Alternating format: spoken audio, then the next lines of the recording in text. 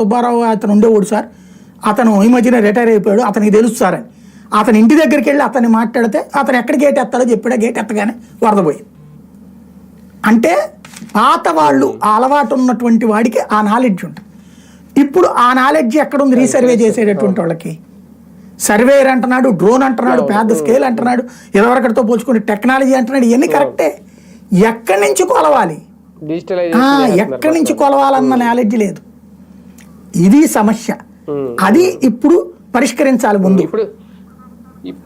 ఇప్పుడు ప్రభుత్వానికి ఖచ్చితంగా ఇప్పుడు లిటిగేషన్స్ అన్ని మీరు తెలుగుదేశం పార్టీ జనసేన కార్యాలయాల దగ్గర కంప్లైంట్లు ఇవ్వడానికి రోజు వస్తున్నారు కదా, ఆ వచ్చే వాళ్ళ దగ్గరికి వెళ్ళి మైక్ ఎట్టండి.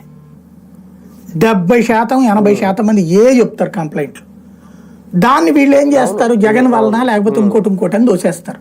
కాదు, భూవివాదం అనేటటువంటిది భూముల్లో ఏళ్ల తరబడి దశాబ్దాలుగా అట్లాగే ఉన్నాయి. ఇప్పుడు ఫర్ ఎగ్జాంపుల్ ఒకళ్ళు ఒక భూమి, ఇప్పుడు మా తాత ముత్తాతలు ఎవరిదో భూమి ఉంది, వాళ్ళు నాకేం చెప్పలేదు, చనిపోయారు. ఆ భూమి కాగితం తర్వాత ఎప్పుడో నాకు దొరికింది. నేను వెళ్ళేటప్పటికి అందులో వేరే వాడెవడో ఉంటాడు. వాడిని అడిగాను అనుకో, నేను ఇంకొకటి దగ్గర కొన్నానని చెప్తాడు. ఆడి దగ్గరికి వెళ్తే ఆడు ఇంకోటి దగ్గర కొన్నానని చెప్తాడు.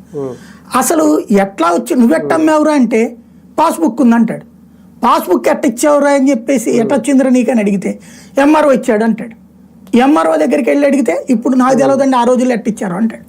విషయం ఏంటి, ఖాళీగా స్థలం ఉండి పన్ను కట్టకపోతే ఏళ్ల తరబడి రెవెన్యూ వాళ్ళకు ఒక అధికారం ఉంటుంది, దాన్ని సాగు చేసుకోవడానికి